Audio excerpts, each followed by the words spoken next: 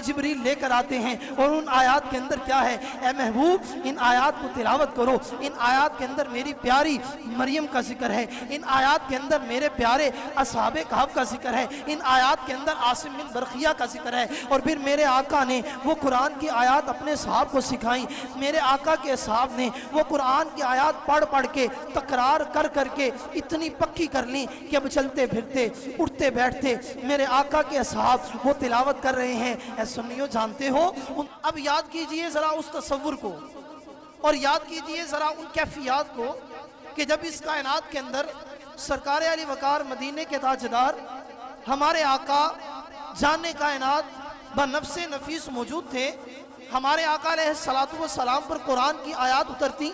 جبریل لے کر آتے، میرے آقا پر وحی نازل ہوتی، میرے آقا کی کیفیات بدل جاتی، میرے آقا علیہ السلام پر پسینے کے آثار ظاہر ہوتے، اور پھر وہ کیفیات جب تھم جاتی تو میرے آقا علیہ السلام اس قرآن کی تلاوت اپنے اصحاب کو سنایا کرتے، اپنے اصحاب کو پڑھایا کرتے، اپنے اصحاب کو بتایا کرتے۔ اب ذرا یاد کیجئے ان لمحات کو اور ان لمحات کی طرف اپنے آپ کو لے جائیے کہ جب سرکار علی وقار صلی اللہ علیہ وسلم پر قرآن کی وہ آیات نازل ہوئی ہوگی کہ جن آیات کے اندر اللہ کے پیاروں کا ذکر، جن آیات کے اندر اللہ کے ولیوں کا ذکر، جن آیات کے اندر اللہ تبارک و تعالیٰ نے اپنے پیاروں کا ذکر رکھ کے جناب جبریل کے ذریعے ہمارے آقا علیہ السلام تک پہنچایا، اور ہمارے آقا پر جب وہ قرآن کی آیات اترتی ہوں گی، ہمارے آقا وہ قرآن کی آیات پڑھ کر کس کو سنا رہے ہیں؟ سامنے صحابہ کرام کی جماعت موجود ہے، ہمارے اور آقا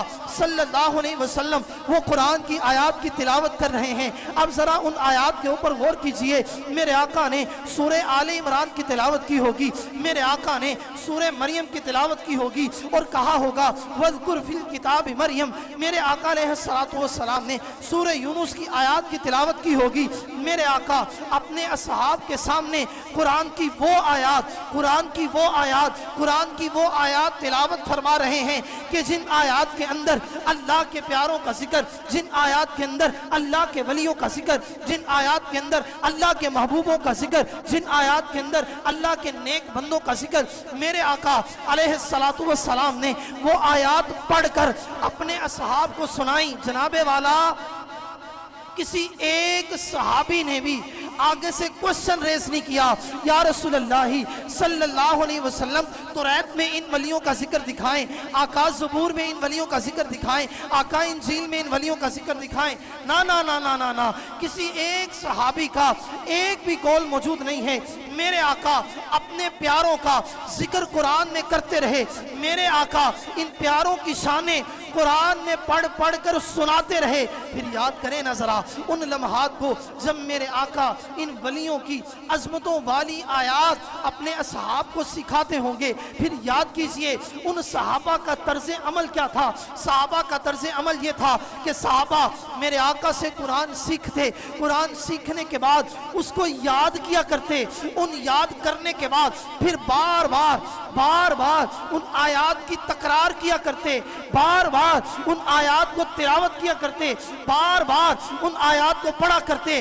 اب ذرا امیجن کریں اصحاب کہف کا ذکر میرے آقا کی زبان سے میرے آقا کے اصحاب تک پہنچا، اور اصحاب بار بار پڑھ رہے ہیں، بار بار تلاوت ہو رہی ہے، بار بار پڑھ کے سنایا جا رہا ہے۔ جب نماز آتی ہے صحابہ نماز کے اندر قرآن کے اس حصے کی تلاوت کرتے ہیں کہ جس حصے کے اندر اللہ کے ولیوں کا ذکر تھا، جس حصے کے اندر اللہ کے پیاروں کا ذکر تھا۔ ارے مبارک ہو اے سنیو، ہم تو اللہ کے ولیوں کا ذکر کرتے ہیں، الحمدللہ ہم سیدھے رستے کے اوپر ہیں، ہم صراط مستقیم کے اوپر جا رہے ہیں، لیکن وہ لوگ جو اللہ کے ولیوں کا انکار کرتے ہیں، وہ لوگ جو اللہ کے پیاروں کا انکار کرتے ہیں، ذرا سوچے تو صحیح وہ کس رستے کے اوپر ہیں، وہ کس رستے کا انتخاب کیے ہوئے ہیں۔ اب میرے آقا کے اوپر قرآن کی آیات نازل ہوتی ہیں، تلاوات کے اندر کیا تھا؟ اس تلاوت کے اندر اللہ کے ولیوں کا ذکر تھا۔ پتہ چلا کہ آقا علیہ السلام کے اصحاب